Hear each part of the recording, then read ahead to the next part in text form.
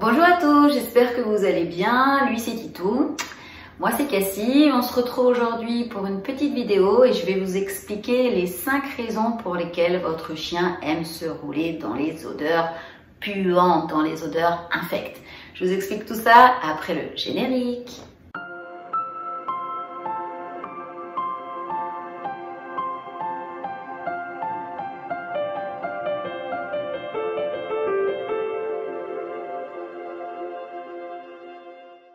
Avant de rentrer dans le vif du sujet, pensez à mettre un beau pouce bleu sous la vidéo et de vous abonner à la chaîne pour n'en louper aucune.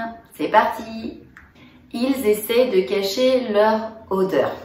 Donc le comportementaliste et spécialiste canin Stanley Coren, qui a écrit pas mal de livres, donc lui il explique qu'en fait les chiens se roulent dans des mauvaises odeurs pour camoufler leur propre odeur et que ça viendrait de leurs ancêtres des chiens. Donc les chacals, les loups, les chiens sauvages et tout ça. Donc on prend l'exemple de l'antilope par exemple. Donc si le chien sauvage chassait l'antilope, s'il se camouflait pas, et bien l'antilope partait en courant en identifiant que l'animal était un prédateur.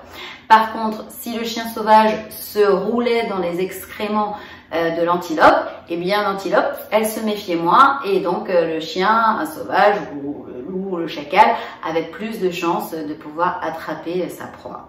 La comportementaliste Patricia McConnell, elle est sceptique sur ce sujet-là, puisqu'elle dit que si jamais l'antilope était super forte et qu'elle avait un super odorat, elle pourrait capter qu'il y a un chien sous ses odeurs d'excréments. Et elle dit également qu'en fonction du vent, l'odorat peut pas forcément être capté. Et elle dit qu'en fait, les chiens, les chacals, vous avez compris, les loups, les animaux, les chiens sauvages en général, eh bien, ils sont équipés des yeux et des oreilles qui sont bien mis sur les côtés, en fait, pour pouvoir voir un maximum et chasser. Et donc, ça expliquerait, parce qu'elle dit en fait que les chiens se roulent également dans les excréments de renards. Et donc, ça colle pas à l'explication. Ils essayent de partager leur propre odeur. Comme un chat par exemple qui va se frotter un humain pour laisser son odeur, eh bien le chien c'est pareil, donc il se caresserait, il se frotterait aux choses pour pouvoir laisser sa propre odeur. Donc par exemple si vous lui offrez une couverture ou un jouet, il va se frotter dessus pour indiquer que c'est à lui, que c'est sa propriété. Donc pareil, si il va se frotter dans les ordures, eh bien c'est pour indiquer que c'est sa propriété. Et pareil, s'il vient se frotter contre vous, c'est pour mettre de son odeur sur vous, pour indiquer que vous êtes sa propriété.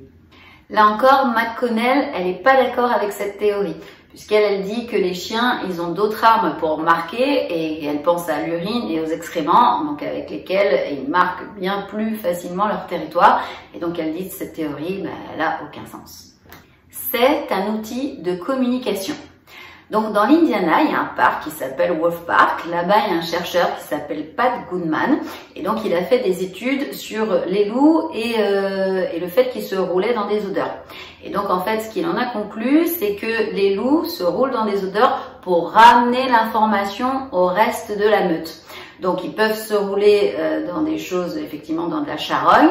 Et donc les loups, une fois qu'ils ont senti leur poteau qui a cette odeur-là, eh bien ils partaient donc pour aller retrouver l'information en fait, pour aller, si c'était une proie, aller retrouver la proie. Et ce qu'il en a conclu également, c'est que les loups, ils se roulent pas forcément dans des choses malodorantes. Donc ils peuvent se rouler dans de la menthe, dans du parfum, dans des odeurs de poisson.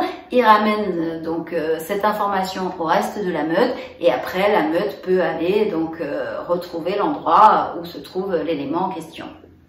Ce serait un système moteur lié au cerveau. Alors encore une nouvelle théorie, selon Alexandra Horowitz, donc elle dirige le laboratoire au collège Saint-Bernard, il y aurait un lien entre le cerveau et le nez. Donc en fait, une mauvaise odeur déclencherait le lobe olfactif du chien et également le cortex moteur du chien. Donc ça lui indiquerait de se rapprocher au plus près de l'odeur malodorante. Elle dit qu'il n'y a pas de récepteur pour les odeurs malodorantes, mais que les chiens ont une particularité et ils aiment vraiment tout ce qui nous rébute et tout ce qui nous dégoûte, quoi. Ils aiment vraiment ces odeurs-là. Ça les rend cool. Donc peut-être que c'est ça l'explication, c'est que les chiens veulent flamber devant leurs copains et donc s'imbibent de l'odeur pour montrer à leur poteau, mais t'as vu quand même chez moi, j'ai de la charogne, c'est quand même super. Donc c'est comme les humains qui vont mettre des super sapes ou qui vont mettre un super parfum pour qu'on les remarque. McConnell, elle appelle ça la théorie du mec à la chaîne en or. Donc en fait, ça serait un système pour les chiens de se faire de la publicité auprès de leurs congénères et par exemple en se roulant dans du poisson pourri, de leur dire mais t'as vu quand même chez moi ça déchire, j'ai du poisson pourri quoi. Donc voilà, donc ce serait un système pour se la péter quoi, c'est leur parfum à eux. Alors, vous avez les 5 raisons. Maintenant, je vous donne un petit bonus. Donc, toujours à la fin, je vous mets un petit bonus pour essayer de trouver une solution à ces problèmes-là. Donc, est-ce qu'on peut empêcher son chien de se rouler dans la charogne? Ben, écoutez, comme ça, j'ai envie de vous dire non. Et tout ce que j'ai lu, ça dit non également. Donc, en fait, c'est tellement ancré depuis des siècles et des siècles. Les ancêtres de vos chiens se roulaient déjà dans la charogne et dans les odeurs puantes. Donc, ça va être compliqué de lui enlever ces habitudes-là. Par contre, donc ce que tout le monde recommande et ce que je vous recommande également, si vous voulez que votre chien ne se roule pas, c'est de le tenir en laisse. Voilà, c'est la seule possibilité, c'est de le balader en laisse pour éviter ce genre de problème. On en a fini pour cette vidéo, j'espère qu'elle vous aura plu et qu'elle sera utile pour vous.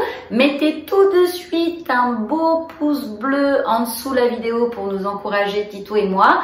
Abonnez-vous également à notre chaîne et activez les notifications pour louper aucune vidéo. N'hésitez pas aussi à partager pour faire profiter tout le monde de ces petites infos. Sur ce, Tito et moi, on vous fait des gros bisous. On vous souhaite de très bonnes vacances. Profitez bien de la vie et de votre liberté pendant qu'on en a encore une. Et puis, on vous dit à très vite pour une prochaine vidéo. Bisous, bye bye.